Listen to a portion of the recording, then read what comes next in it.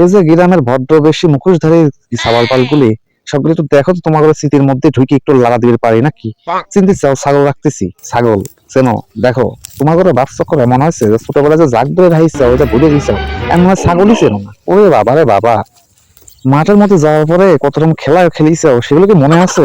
আমি সেগুলো ভুলে গেছো। এই যাই হোক, আমি তোমার ঘরে একটু স্মৃতি মনে করানোর জন্য আর কি মাঠে আসলাম। দুটো ছাগল আছে, ছাগল দুটো খাওয়াকে বুঝছো?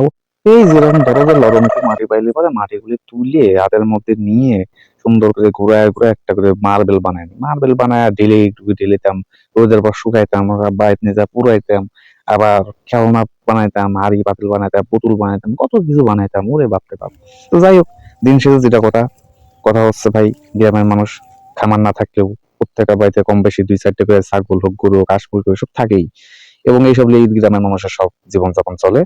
তো শখের করেই সবাই এগুলো পালে। আর আমরা যারা ছোটবেলায় গ্রামে বসবাস করছি বা এখনো আছি গ্রামে, আমরা এটা খুব ভালো করে জানি যে মাঠে আমাদের আসলে ছাগল নিয়ে যাওয়া বা ছাগলের ঘাস আনা খুব কমন একটা ব্যাপার। যেটাই হোক, এখন মূল বিষয় হচ্ছে যে গ্রাম থেকে যারা দূরে আছেন পেশাগত কারণে বা জীবনের যে কোনো প্রয়োজনে দূরে আছেন, যাই হোক তাদেরকে আসলে শৈশবের যে গ্রামীণ স্মৃতিটা মনে করানোর জন্য ভিডিওটা আমার দেওয়া। অন্যভাবে কোন দেখার কিছুই নাই। আর আমরা বাংলাদেশি মানুষ, কৃষি প্রধান দেশ, তো কৃষির সঙ্গে আমরা সম্পৃক্ত থাকবো। তো প্রত্যেকটা বাড়িতে গরু ছাগল হাঁস মুরগি থাকবে, এই নিয়ে আমাদের গ্রামীণ জীবন শান্তির জীবন থাকবে। আল্লাহ হাফিজ।